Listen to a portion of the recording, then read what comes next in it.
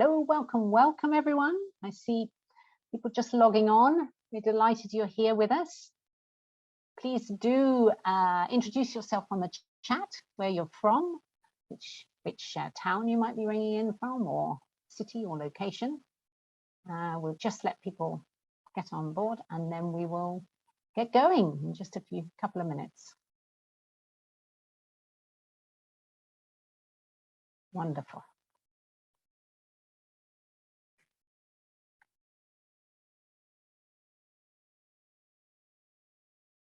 Lovely to see you all from Belgium, Brazil. Someone's up very early, from Latvia, from Paris, Sweden. Wonderful.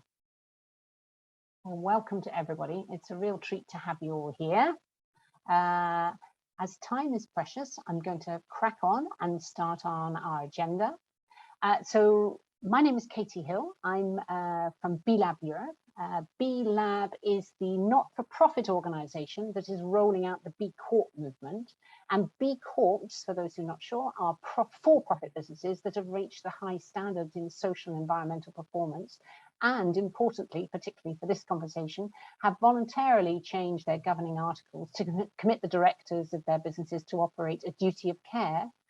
And that's really by which they will take into consideration the interests of all those stakeholders that contribute to the business, not just the shareholders, in the interests of the business, so that they will be considered as part of the process of running the business. And in the context of the Sustainable Corporate Governance Directive, which is what we are going to be discussing today, this is an extremely relevant cohort of businesses to draw on, because these companies have voluntarily undertaken to do what we propose in the Interdependence Coalition should be mandatory for all businesses in the EU. So it's this overarching aspect of the directive of that the Interdependence Coalition is really particularly focused on. And we will talk more about that in the second half of this webinar. But first, I'd like to run you through the agenda, and you can see it up on the screen. We're really delighted to have with us MEP Pascal Canfin, who is the chair of the Committee on Environment in the European Parliament. And he'll really help us focus a little bit more on the big picture of the Green Deal and how this fits with sustainable corporate governance and the role that business will be playing in making sure we do meet the ambitious targets of the Green Deal. So this will be our introductory conversation, and then we will have some questions and answers with Pascal. He then might have to leave, and we're really going to be delighted to be welcoming also Professor Alberto Alemano. He's the founder of the Good Lobby. Many of you may already know him. He's a massive advocate for transparency and governance, recently appointed Social Innovator of the Year by WEF just last week. And he's really been our supporting partner in the co-creation of this Interdependence Coalition. So delighted that he will be able to give us a little bit more context of what is going on, what are the next steps, and the potential of this directive. We'll then turn to my wonderful colleague, Wojtek Budzinski. Wojtek is a lawyer, and he's part of our B-Lab team in Poland. And he's going to help us describe a little bit more about the key issues at stake in the Sustainable Corporate Governance agenda and what we're doing with the Interdependence Coalition. We'll then round up with our own Maria Correa, who heads up at B-Lab Europe all our comms. And she will just talk a little bit more about the advocacy opportunities, the communications facility, materials and assets that we have to spread the word about the Interdependence Coalition and to help you understand how you can get involved in advocating for a really progressive EU regulation. Our Maria will also pass over to another Maria, to Maria van der Heijden from Share Action, who will briefly share her initiative around the due diligence aspect of this proposal. So quite a full agenda. We've got a power hour to get through. And I think you can just see on the next slide our speakers just brought up with their image, which is lovely. So, but we really hope you will be able to contribute. I know as there's so many of you on the line, it may be difficult to have everybody on open mic. So please post your questions and thoughts and comments in the chat. And we will do our utmost to sort through these as we go. And we may well be following up after the event to do so. So just to give you a quick sense of what we'd like you to take away from this, we really want to share, everybody will be at different points in understanding or following this agenda. It's been a very long process already. The consultation happened in February last year, and we are still waiting for a proposal, and there's some history to that, which I'm sure we're going to get into. So it'd be great to bring everybody up to the same place in where we are. We really want you to go away with a sense of what's at stake here. This is a really important fundamental piece of how we could really determine that the EU becomes a leading progressive way of thinking about the role of business in society. We want you to be informed, but also inspired by our speakers and experts and key players from the context that they will be sharing with you. There'll be a roadmap for what's next. As far as we know, we're still waiting for some date confirmation of when the directive will be adopted. But as far as we can, we will build a roadmap, and also then a real call to action, how each one of us can really play a role in shaping this agenda. So without further ado, I would really love to pass over to our guest, Pascal Canfin, who is with us here, and he's going to give us some real sort of around the world trip around how the European Parliament are focusing on this and all the work that you're doing, both in the Environment Committee, but in others as well. So thank you for your help. Thank you. Welcome to you, Pascal. Thank you. Thank you very much to, to all of you. First of all, thank you for your alliance and your coalition, because we need support in the civil society and the business community working together to deliver on the objective of having a better corporate governance framework.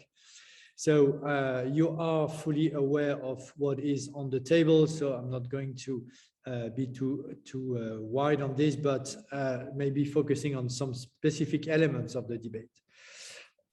First, the CSRD text, so the Corporate Social Sustainable Reporting Directive, is in the Parliament under negotiation. And regarding what is connected to sustainability issues, so sustainability criteria and so on, is in the Environment Committee, even if the lead committee in the Parliament is the jury committee, but we work very well together with the rapporteur, Pascal Durand. We want to have something which is an improvement of the Commission proposal, but the Commission proposal is already a good one.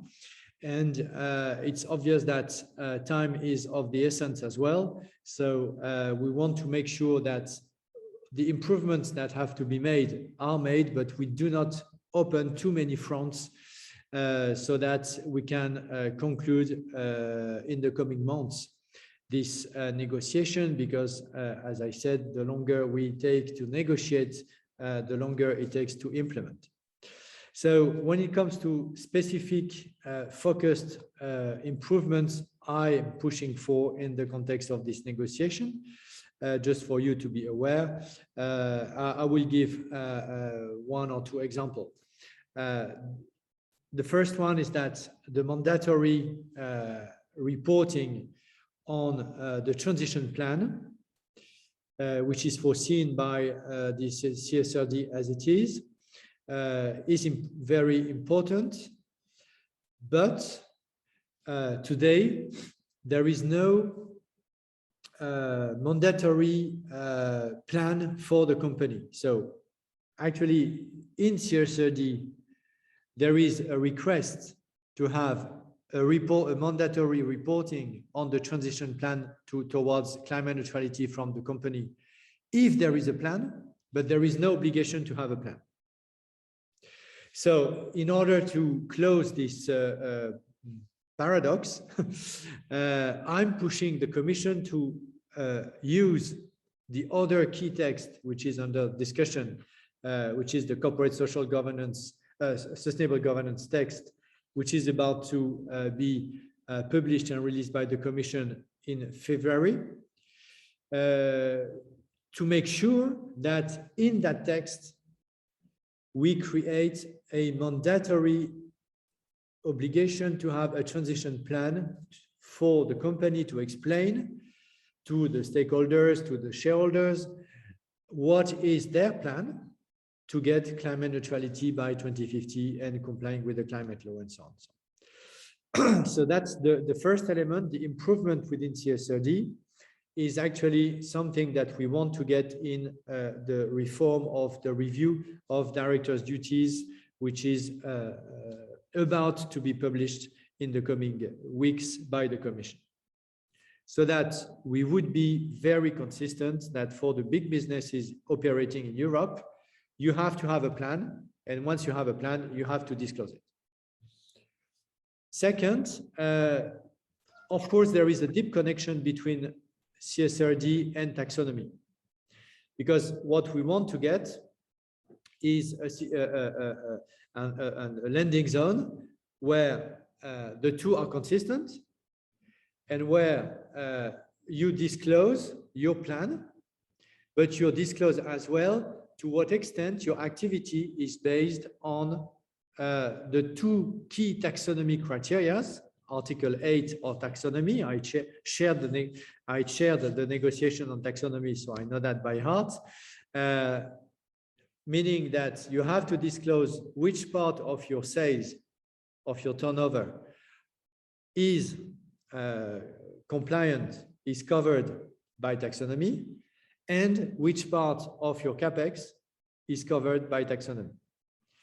And if you have the two key indicators plus the transition plan for climate neutrality, you have the photo and you have the film. You are able to say on an objective basis, if the company is already green and will probably stay green when you look at the capex. If a company is brown today or not that much taxonomy compliant, not Paris aligned, but when you look at the capex plus the transition plan, you have a credible tool to assess whether they are really changing their business model to get climate neutral. And you have the third element, which is it's brown and will remain brown when you look at the sales and when you look at capex, and actually the transition plan is not that credible. And then you have three key categories. The third one is greenwashing. The second one is transitioning. The first one is already green.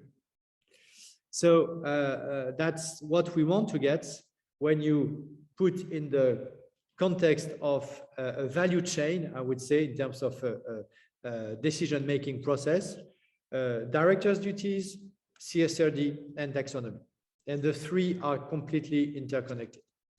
If we do it right, then we will be the first economic zone having this common grammar, this common capacity for shareholders, investors, civil society, and so on, to make a real fact-based differentiation between greenwashing and real transition, which is at the end of the day exactly what we need to do. Also, in the context of, for instance, the ECB, the European Central Bank, using this as a tool for its own assessment and its own climate action plan, which is already, as you know, already on the table. And we can imagine that by the adoption of this text, taxonomy, directors' duties plus CSRD, the ECB could say, well, I use these indicators in my collateral policy, and the cost of capital, the liquidity will be, the liquidity will be less, the cost of capital will be higher for companies that are in the category which is brown. Of course, the point is not to reduce the cost of capital for companies that are brown and getting greener, because that's exactly what we asked them to do, and even less for the green. So that's why we could here make a sensitive, relevant and a practicable differentiation all over the economy, targeting the tools we need to target, even including monetary policy in the medium term, I would say, not the short term, not the next 2 years, but probably a bit later on, but not that long term. So I will stop here. Of course, there will be a lot of concrete questions on all the fronts I have opened, but here is the strategic vision we try to deliver on, and I think it's reasonable to think that we will be able to do it. The very last point is about another element which I would say I campaign on. Is making sure that the Commission use the review of the Director's Duties regulation to make sure that we have a mandatory obligation for a company, again, the same scope, so above 250 employees, to connect environmental performance and the variable part of the compensation package. So let's say the bonus. Today, as you are perfectly aware, too many companies are still operating where you have the bonuses only based on financial performance and medium-term, long-term, and sustainability goals. And then there is a clear lack of credibility in terms of management of the choices, of the investment, of the risk, and so on and so on. And some companies, too few, but some companies have already made that choice to allocate usually between 10 and 20% of the bonus based on the reach of the environmental performance. And we know it works. We know it works. There is a gain in credibility. There is more capacity to align short-term, medium-term, long-term, and there is less tension between environmental performance and financial performance. And I think the time has come to have it as a rule, not as an exemption. That's why I'm pushing hard to have this in the reform of the Director's Duties text that will come out of the Commission in the coming days. And I hope that, I know that you are supporting of this, and thank you for that. And I hope that we will win this battle. If ever we do not win it within the Commission, of course, you can count on me to try to win it from the Parliament. Thank you so much, Pascal. Thank you. That's a very helpful overview of all the different interconnected pieces of the puzzle, which you clearly have mastery of in your seat. So thank you for bringing so much of this together, because it can be a bit of an alphabet soup of different initiatives. But I think what it feels, I don't know if you would agree with this, that somehow we may have started at the tail of the dog in terms of reporting requirements. And then maybe we're also looking at the requirements from investors, from the taxonomy, and now we're actually opening up with this new sustainable corporate governance, the real heart of it, which is it built in, are these commitments built into the body of the business? Are they really in the boardroom with the directors and operating, and then attached to performance assessments? So I think that whichever way round we started, whether it's at the tail or the head, it feels as though they're beginning to perhaps join up with the potential to have these three pieces of legislation. And your kind of matrix of where companies are, brown to green, green, is also, I think, a very helpful way of kind of just understanding the potential to where we're trying to work and where the policies need to be focused. So so thank you so much for that. That's really interesting. I know the Director's Duties letter, I think we have already signed that, I think, and if it's something you would like more support for, if you need other companies to give examples of their is that something that's helpful still for more? Oh, I think the debate is really in. I had calls with the van der Leyen's teams on Friday. I have a new call with the commissioner in charge of this at 5. So it's really on. I will see if we manage to convince, and of course, thank you again for your support. We managed to convince them that it is needed, that it's not the Commission overstepping on the governance of the board, because it is a principle they have to set. Then, of course, the criteria, the percentage remains in the hands of the board, because I don't know myself, it's the good percentage is 12, 15, 17, it's up to the board to decide. But we will know, and I will let you know in the coming days if we win that one or not. Yeah, Thank you. So just a couple of questions. You mentioned it is definitely, well, is it definite that we should expect the adoption of the Sustainable Corporate Governance Directive in February now? Do we have that confirmed? I know we've all been waiting, and I think there have been some real historical delays and red flags that have caused a lot of so my understanding is mid-February. Yes. But you know, as we try also to inject ambition in debate, I don't know if there will one impact will be to have a very slight postponement or not. At that stage, it is foreseen for the 15th. For the 15th, lovely.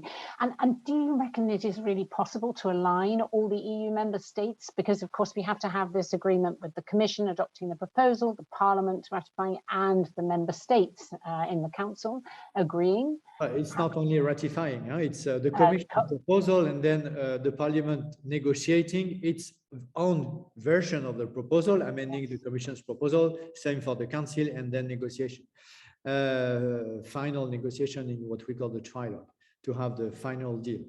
So your question is, do you feel it's possible to align all the EU member states around this? It will probably be more difficult to keep the level of ambition that could come out of the text from the Commission in the Council than in the Parliament. So that's why we need the Parliament to be ambitious to counter what could be a lack of ambition of some member states. So as for all the texts, that's why the role of the Parliament is always to increase the pressure of the level of ambition in the ecosystem of negotiation. Indeed. And I was interested whether you felt, for example, we have in Italy a legal status called the Società Benefit. Obviously in France there's Entreprise à Mission, and these are all you know, potential legal forms that could be adopted and have at the moment have a voluntary adoption. Do you see the need or the likelihood that Europe might introduce such a legal form across the board? That's where it becomes quite complicated to have one single integrated vision at the EU level of initiatives that are only in some member states and taking in the member states concerned different forms.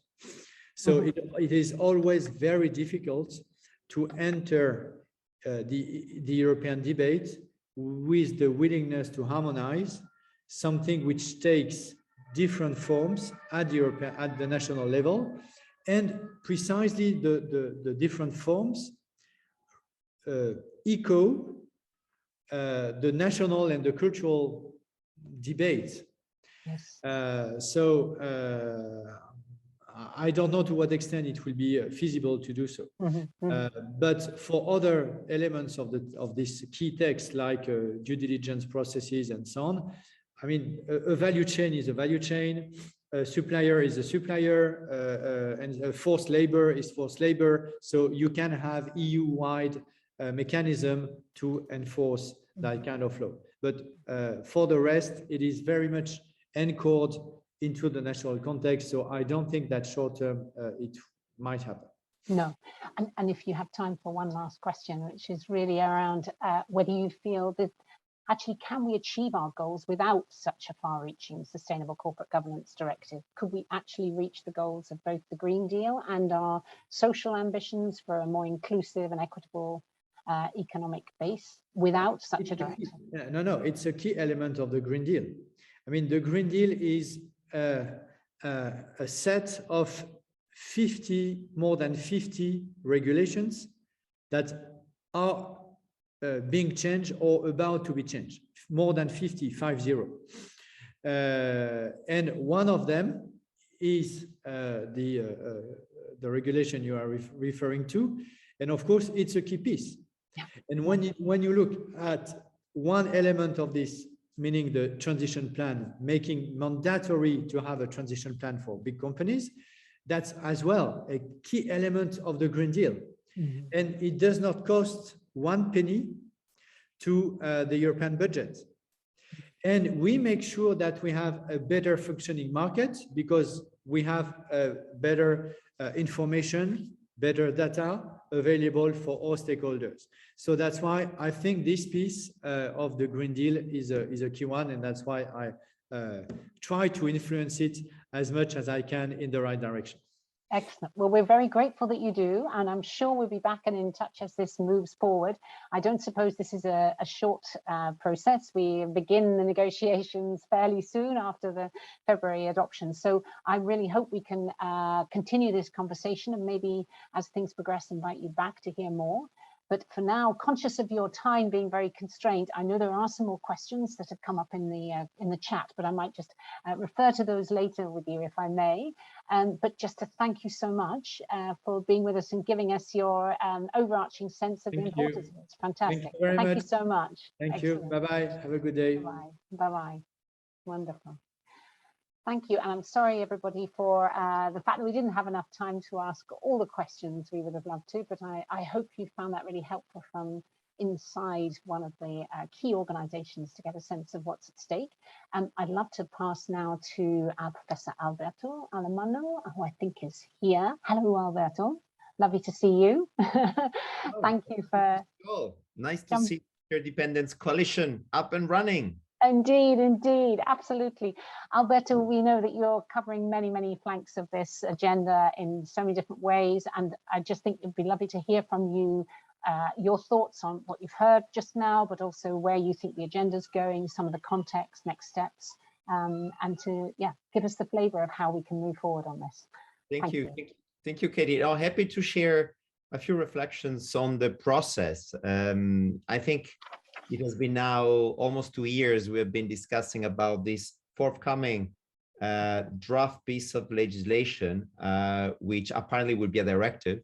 But since then, the Sustainable Corporate Governance proposal has been delayed 3 times. So this is where we stand today. And we know that 2 out of these 3 delays were actually caused by some internal squibble to the Commission itself. So the European Commission has a quality oversight body, which is called Regulatory Scrutiny Board, which is made of mainly internal experts, so officials, high officials working for the Commission, with a few externals, and they basically verify the consistency, the legal basis, the connections existing between the proposal and existing legislation. And basically, the Regulatory Scrutiny Board already said twice to the drafters within DG Justice that this proposal is not good enough to be presented to the College of Commissioners in order to be adopted. So basically, this draft text hasn't been presented to the College of Commissioners, hasn't reached the political level, it remained at the technical level. Unfortunately, because of the feature of European decision-making, we don't have access to the opinions prepared by the Regulatory Scrutiny Board.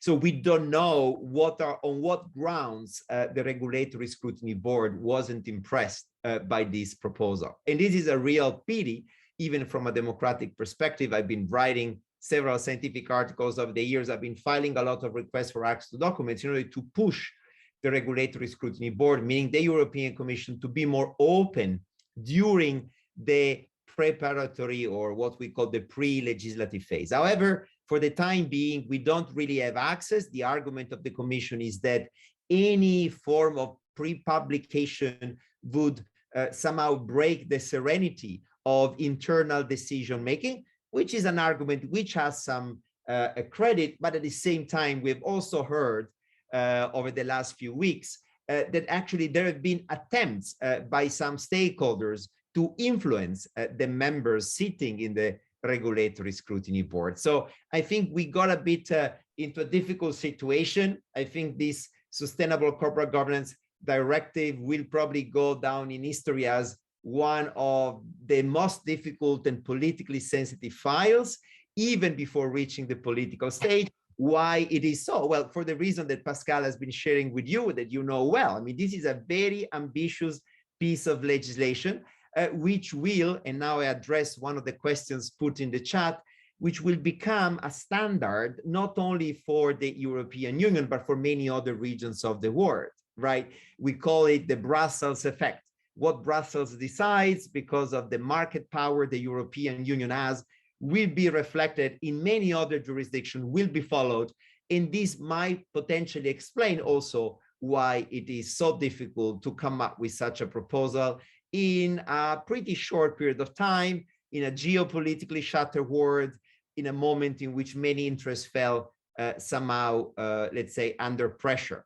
On a substantive point of view, I think one of the major points of tension where I can potentially speculate on is the difficulty to reconcile under the same piece of legislation a corporate governance perspective looking at directors' duty, while at the same time tackling the due diligence as a horizontal, standardized, mandatory requirement, which at the moment has become or is about to become a reality at the sectoral level.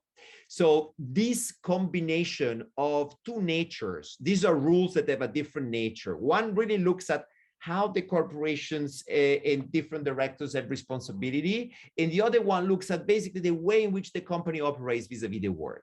Whereas the conversation of due diligence is quite advanced, is quite in the public domain, to the point that we already have proposals, not only in Europe, for increasing and introducing these due diligence requirements on human rights or environmental issues. We don't really necessarily have the same maturity of the public debate on the director's duties. And that's why we see even within Europe, among countries, if you look at the Nordics, a lot of resistance regarding the possibility of having the EU stepping in and somehow harmonizing, standardizing company law. The reasons Pascal mentioned are certainly the major justifications behind such a resistance. But of course, to both of those arguments, we also see a very difficult political momentum for advancing in full coordinations all these different pieces of the puzzle.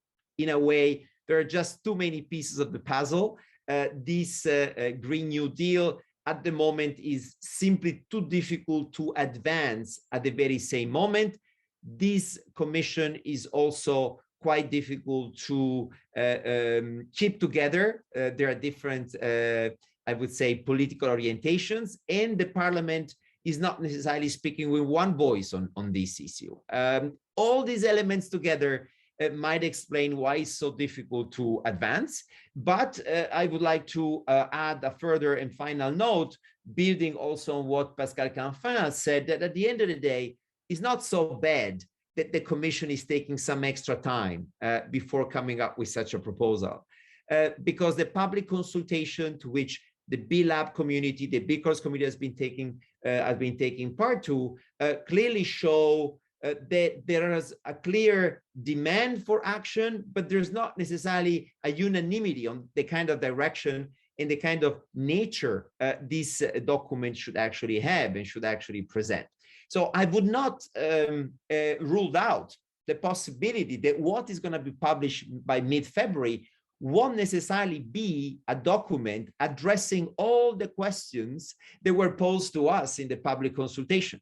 It might actually be a directive focusing predominantly on certain aspects of that regulation, be director's duties, be due diligence, we don't know, but it might not necessarily be in terms of scope as ambitious as the one we saw beforehand. And we all felt at the beginning that there were these two components of the original consultation were a bit difficult to keep together.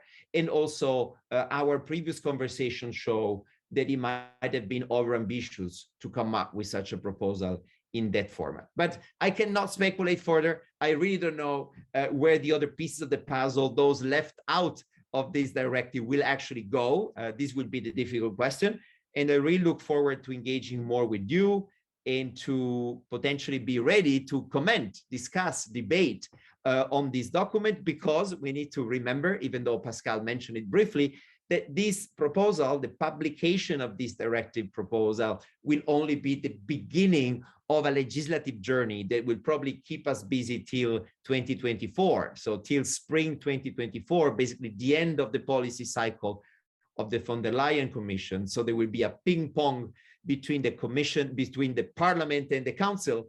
and potentially having the commission involved in the trialogue, which is this small committee, 60, 70 people coming from the three institutions, negotiating and hammering down all the details. But the vast majority, 70, 80% of the proposals coming from the commission tend to be amended or even heavily amended by the parliament and the council. So this will only be the starting point for the real legislative process. Obviously, the nicer this draft will be, the easier or the smoother the journey will be. And we cannot really know exactly how the text will be. So let's be ready to look and study this proposal in order to get the most out of it and to be very strategic on how to advance, which issue we should prioritize in order to advance our goals. Fantastic. Thank you, Alberto. Yes, that sounds super relevant and gives a lot of flavor to some of the reasons for the delay, some of the complexities. It's a huge agenda that they have, and you're so right that to align all these pieces is going to take a while. Just maybe one last word from you. I mean, we're now gathering. We have a lot of interest. I know many people couldn't be on the call now, but we have a lot of interest growing, and I'm sure after these different discussions and once the proposal is actually adopted, there will be more interest. Any sort of tips, advice, how we can best really use our energy here together as a kind of coalition for driving this agenda?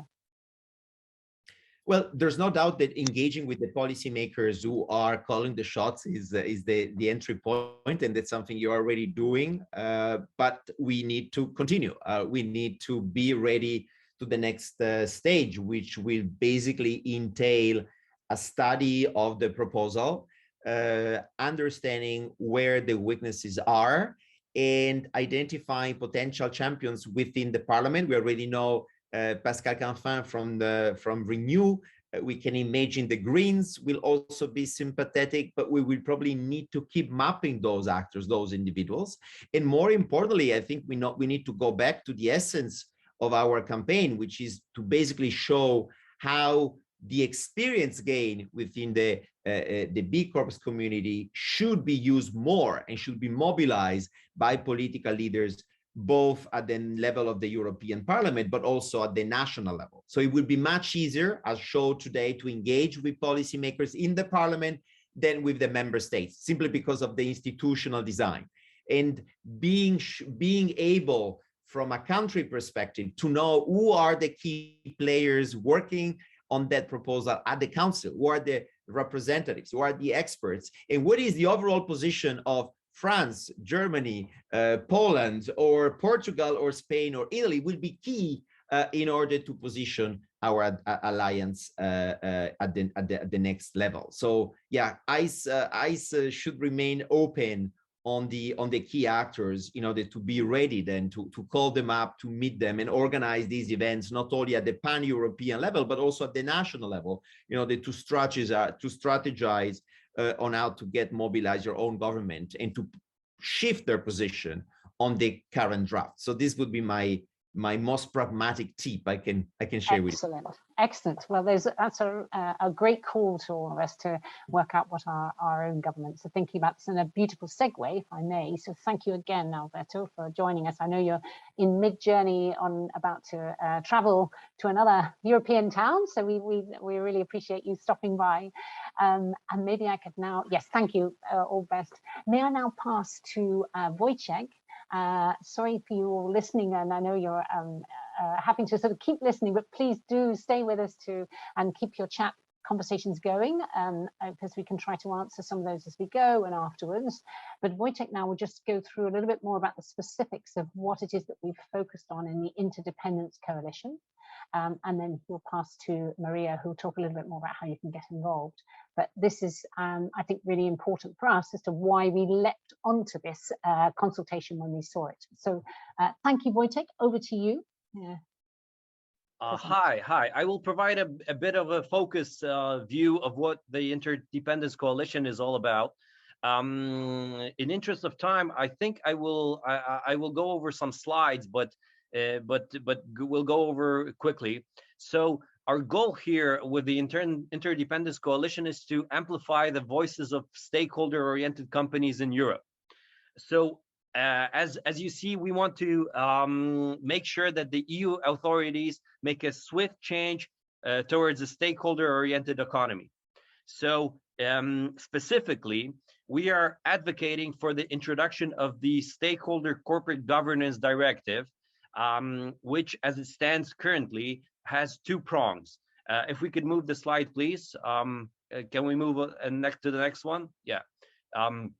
So first prong of this Sustainable Corporate Governance Directive focuses on the rules of mandatory HR and environmental due diligence in companies' supply chains. These are the rules that would be required from companies. And here our coalition takes the stance that it's essential to have these rules in place in Europe, but the details, you know, as the details will be set at a later stage, and we're supporting other organizations in this effort and their specific advocacy efforts targeted at this piece of the directive. The core of the advocacy of the Interdependence Coalition is focused on the second prong. That is the revision of the duty of care of directors in Europe. As here, we have a lot of experience to share and a lot of use cases to share with the Commission, the legislators, and the public. If we can move to the next slide, please. So if we think about it, what does it exactly mean? What does it mean revising the duty of care of directors? And this requires a bit of a background first. So currently, the standard in corporate laws in the member states is that the directors of a company, that they have to act in the interest of the company. That is called the legal duty of care of directors, management board members, to be more precise in Europe. And for breach of which, the management board members may be held liable. So the question then, when thinking about the interests of the company, the question becomes, what is actually the interest of the company? And can these interests include stakeholders other than shareholders? Currently, when you look at the landscape in Europe, there's a bit of a lack of clarity around this question, depending on the jurisdiction. It can be argued that this lack of clarity in law around this issue in the different member states, you know, some member states may be more advanced in their understanding of these interests and other less. And this lack of clarity, that it triggers short-termism. It may trigger disregard for the interest of stakeholders other than shareholders. For instance, directors, management board members may, in certain scenarios, they may not be willing to undertake decisions that are stakeholder friendly if there's a risk that they will be sued by the dissatisfied shareholders. So our goal and what we want to achieve is that we want to make it mandatory for the management board members in Europe to consider the interest of all company stakeholders, relevant ones, while undertaking decisions. So our goal is to get rid of this uncertainty. We want to get rid also of the divergence in this space in the European countries. Some allow, some disallow the inclusion of stakeholder interests in management board decisions. We think that in the long run, if we have this divergence, this may lead to suboptimal results and reduced impacts of companies that otherwise could actually create positive impacts. We think that this duty of care element, it's an overarching principle in corporate law because it regulates the behavior of fiduciaries who can actually drive culture change in the company, the so-called top-down approach, or as some may prefer to say with the bad apples, the bad companies, the fish starts to rot from its head. So introducing this change, it can enable other changes as further obligations stem from this general duty of care of directors.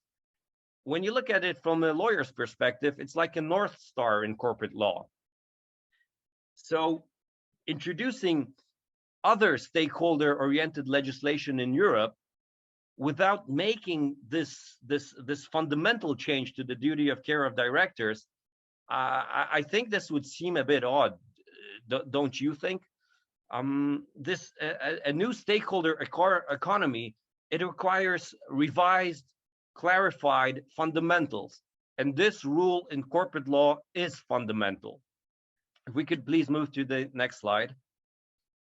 So one of the arguments that we found from the opposition towards these changes is the argument that this legislation will create a potential for reduced competitiveness of companies from Europe if they would be obliged to operate in this stakeholder model. So the conclusion that we bring from the B Corp community is that operating sustainably with care for all stakeholders, like for instance, care for long-term relationship building in one's supply chains, it in no way reduces competitiveness. It's the other way around, actually. It seems that this approach is contributing significantly to the successes of companies. If you look at key indicators around employee attraction, retention rates, customer loyalty levels, and even access to finance, they are shown to improve with B Corp certification. So there are business benefits in running a company this way. From the legal point of view, if legal obligations are communicated properly, they may have also an empowering effect. So if we allow, by mandating the management boards to consider stakeholder interests in their decisions, we will effectively remove any shingles, real or perceived, that they may have been placed by shareholders on them. And we may actually start a real revolution, as more consideration will be taken into account in any decisions that negatively affect stakeholders of companies. Here, I mean especially the environment. So if we could move to the next slide, please. So to end my part, I would like to add again that we are dissatisfied a bit that it's taking so long for the EU to publish this draft of the directive. We understand it's complicated, but we also strongly believe that all the pieces of the puzzle are now in place to properly assess the impacts of these regulations. Revising the duty of care will have a positive impact, and we are keen to see any assessments from the EU scrutiny boards indicating otherwise. Again, we can point to B Corps here and the legal language that B Corps voluntarily implement in their articles of association and statutes. So this language that the B Corps are implementing in their articles is in essence the change of the duty of care that the EU is now contemplating. So this change, as indicated by real life examples, allows for the protection of the broader mission of the company, and it ensures that this mission will continue even after capital rises and after leadership changes. We see from the practice that this security of intention, it also attracts investors, employees, and customers. As one B Corp founder indicated, and let me read it out to you, he indicated, and it's a publicly listed B Corp. It's important to write things down and to formalize them in your articles of incorporation for a couple of reasons.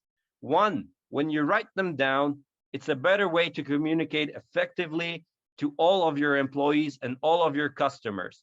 It also sets a tone and the legal obligations when we bring new leadership into the company. It's not just my opinion anymore. It's the rules of the road.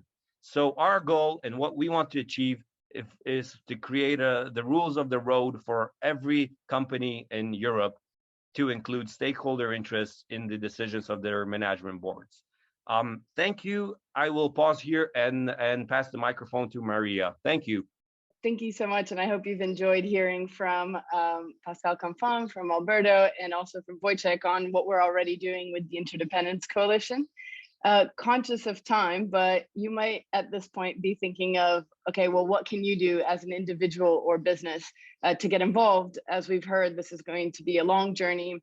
We need as many advocates as possible all across the European Union, within organizations and talking to policy leaders. So there's several things that you could do. If you haven't already, we invite you to join the Interdependence Coalition, either as a business or as an individual, and you can do that via our website. We're also looking for people to share their own experiences and case studies, so we can really demonstrate that this this different way of running your business from a stakeholder governance perspective is an effective way and should be something that is mandatory across the European Union. And with that, that's something that we're also exploring in our Coffee and Good Company series. And we have a very exciting session coming up on February 16th. Which we'll share the link to so you can register now. But I think now, kind of as this conversation develops, as Alberto has said, this has already been in the works for over 2 years. We really need more advocates for this. So we've created a communication toolkit, which we'll share shortly. And we really call on all of you to help us advocate for stakeholder governance and to really build awareness for the Interdependence Coalition and what we're aiming to do here. But also there's opportunities to take a stand in similar initiatives. And with that, I'll actually call Maria from Share Action, one of the supporters of our Interdependence Coalition, to share a little bit about an example of taking action. Hi everyone, and good to join you this afternoon. Good to see so many of you. So my name is Maria van der Heijden. I'm head of EU policy at Share Action. We are an NGO working on a responsible investment system. And we have been following discussions here in Brussels closely on sustainable corporate governance. Well, as has been outlined by the previous speakers, this is a very important opportunity to shift the economy towards a sustainable system. And it's especially a key opportunity because it's going beyond disclosure, as was also explained before. We also have seen a lot of pushback, unfortunately, and therefore it is really important that a broad range of stakeholders get involved to show support for what is for what in certain parts of the economy is actually already done and supported, making sustainability a key part of the business strategy. And Pascal Canfin explained the letter that he initiated and coordinated specifically about linking remuneration to sustainability targets. This time there's also a letter that we and some other organizations have worked on. It is specifically about the other part of the Sustainable Corporate Governance Initiative, so environmental and human rights due diligence. This is still open for signing, and it calls on the Commission to swiftly publish these rules. So far, there's quite a group of companies like Danone, Ericsson, Tony Chocolonely, and at least 50 investors that have already expressed their support.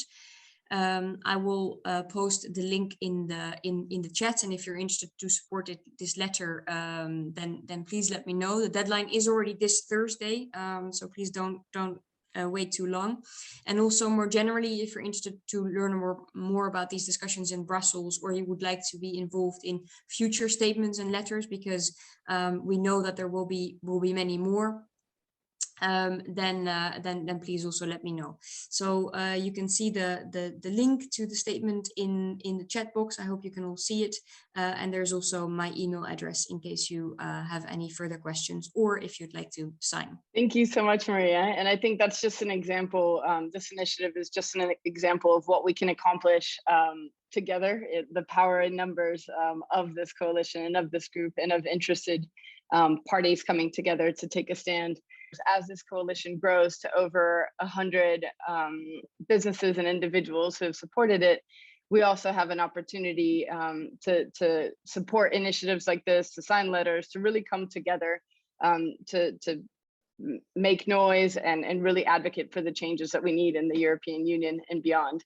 So on the next slide, one of the things that we've created, as I mentioned, is a communications toolkit. We won't go through it in detail, but some of the things that we have included in here are templates to invite other people to learn about this coalition and to talk about this internally with your board members and with your employees. There's an amazing suite of assets that you can use to advocate online for stakeholder governance and raise more awareness about what's happening in the European Union and the unique opportunity that we face here. There's also a press release template. If your organization is supporting the Interdependence Coalition, you can also advocate for your point of view and the actions that you're already taking within your operations, and lots more. So we do encourage you to use this communications toolkit and help us amplify our collective voices.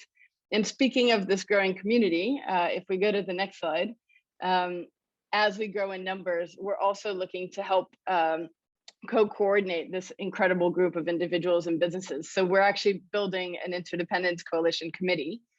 So 5 to 8 volunteers from within our community of supporters of the Interdependence Coalition to help us coordinate what are our next steps. As Katie mentioned, the most immediate next step will be reacting and responding to the European Commission's proposal on the directive. But there's lots of other opportunities of upcoming events, of initiatives. How do we keep this community informed and engaged? So if you are interested in being a part of this Interdependence Coalition Committee, please do let us know. We'll share a form where you can sign up and share your interest and pass that along to any other interested parties. And with that, I'll pass it over to Katie. I'm conscious we're already over time, but I'll pass it to Katie for a couple final words. Thank you so much. Thank you, Maria. Thank you so much. And to two Marias, wonderful. Thank you so much to you both. Just to finish, we're sorry for being 1 minute over. Please share this. We'll send out a full pack to everybody who registered. The reform will be unrestricted, so we'll make sure that's all right. And then we would love to keep in touch. Once we've got a proposal to examine, we will come up with a summary statement of what we think of it, working with as many of you as are engaged and want to be part of that. And then I suggest we then share our thoughts for further conversations. So please keep engaged, keep all the lights on this. It's a really important and exciting development. And we're just delighted to be working with so many of you on this. Thank you for all being with us. And yeah, have a good week. Till soon. Thank you.